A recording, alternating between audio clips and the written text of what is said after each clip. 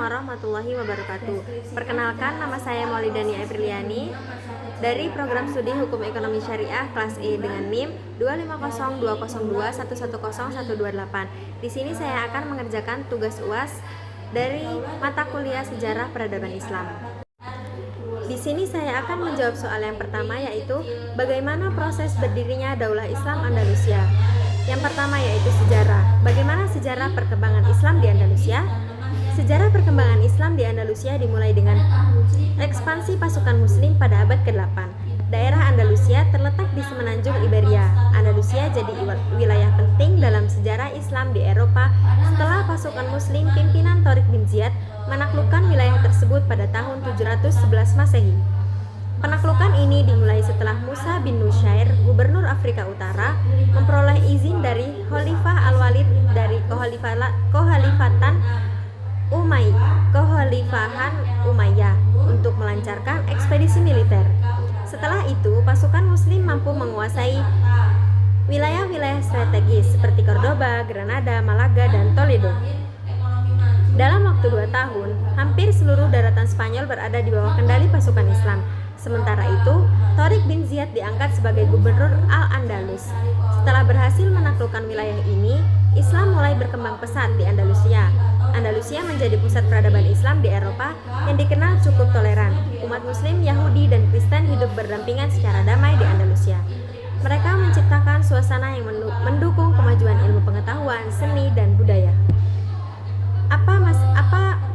Masa kejayaan dari Daulah Islam Andalusia? Masa kejayaan Daulah Islam Andalusia dimulai pada abad ke-8 ketika pasukan Muslim di bawah pimpinan Tariq bin Ziyad berhasil menaklukkan wilayah tersebut. Dalam waktu singkat, wilayah ini menjadi bagian dari Kekhalifahan Umayyah dan berkembang pesat menjadi pusat peradaban yang mempengaruhi Eropa dan dunia. Di bawah kepemimpinan dinasti Umayyah, Cordoba menjadi kota terbesar dan paling maju di Eropa dengan lebih dari 70 perpustakaan, ratusan masjid, rumah sakit, serta universitas. Apa faktor-faktor penyebab kemunduran Daulah Islam Andalusia?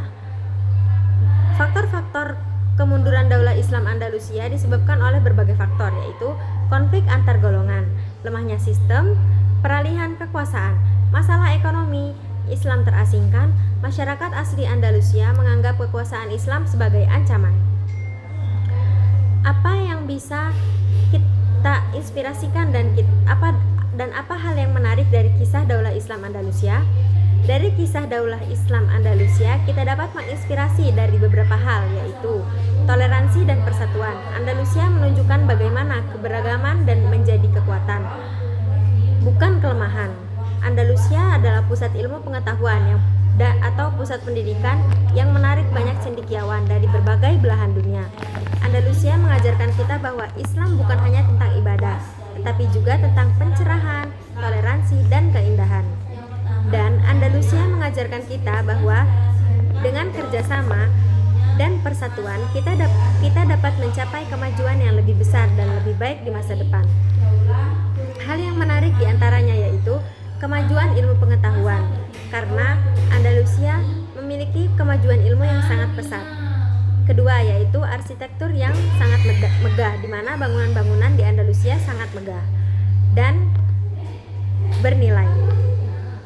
Soal selanjutnya yaitu apa faktor yang mempengaruhi kemajuan Daulah Islam? Faktor yang mempengaruhi kemajuan Daulah Islam adalah interaksi Islam dengan kebudayaan lain dan menjunjung tinggi semangat toleransi.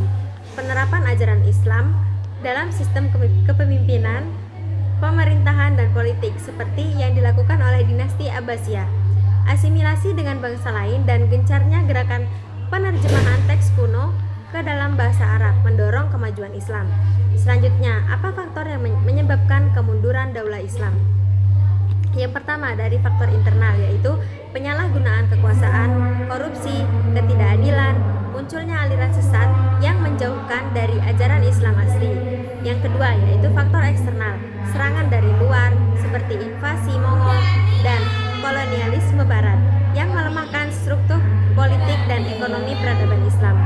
Yang ketiga yaitu dunia Islam terpecah menjadi banyak negara kecil yang saling bersaing. Dan yang keempat yaitu penyerbuan Mongol dan penghancuran kota Baghdad menghancurkan perpustakaan besar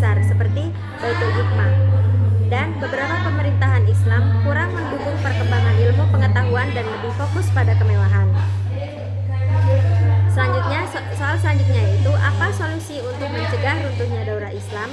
Yang pertama yaitu menerapkan syariah Islam, membangun khalifah Islamiyah, mengatasi pemikiran yang tidak Islami, meningkatkan kualitas kepemimpinan dengan ajaran Islam, mendorong persatuan umat Islam untuk bersatu dalam menerapkan ajaran Islam. Soal selanjutnya yaitu apa perbedaan ekspansi Barat imperialisme dan ekspansi futuhat. Ekspansi Barat imperialisme yaitu kebijakan dominasi politik dan ekonomi oleh negara-negara Eropa Barat seperti Inggris, Prancis, Belanda terhadap wilayah lain terutama Asia, Afrika, dan Amerika. Sejak abad ke-19 dengan tujuan memperluas kekuasaan, sumber daya, dan pasar, seringkali melalui kolonialisme, eksploitasi ekonomi, dan penggunaan kekuatan militer. Ekspansi futuhat yaitu periode perluasan wilayah kekuasaan Islam secara besar-besaran pada masa awal Islam, terutama di era Khulafaur Rasyidin yang mencakup penaklukan wilayah-wilayah seperti Suriah, Mesir, Persia atau Iran, dan Irak, serta sebagian Eropa melalui jalur utara seperti Spanyol dan Prancis. Dan soal yang terakhir yaitu apa pendapat Anda apabila Indonesia dimulai dengan untuk perkembangan peradaban Islam. Populasi muslim terbesar di dunia. Indonesia memiliki populasi muslim terbesar di dunia. Islam di Indonesia dikenal dengan coraknya yang modern, toleran, dan damai. Islam di Indonesia tidak menghapus budaya lokal, melainkan berakulturasi secara harmonis. Indonesia juga memiliki ribuan pondok pesantren dan universitas Islam yang berperan vital dalam mencetak ulama, cendekiawan, dan pemimpin dengan wawasan keislaman yang mendalam dan kontemporer. Indonesia adalah negara dengan mayoritas muslim yang berhasil menjalankan sistem demokrasi.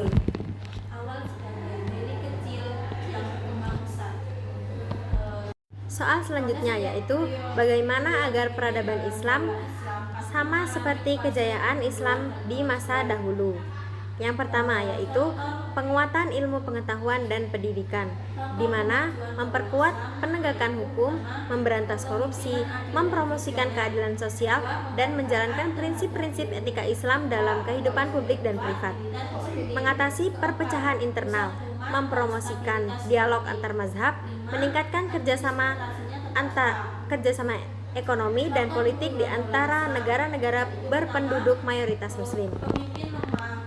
Mengembangkan ekonomi syariah, mendorong kewirausahaan, meningkatkan produktivitas dan mengurangi ketergantungan ekonomi pada kekuatan luar, dan selalu terlibat aktif dalam isu-isu global, memberikan solusi untuk tantangan kemanusiaan universal, dan menunjukkan wajah Islam sebagai agama yaitu rahmatan lil alamin, yaitu rahmat bagi seluruh alam.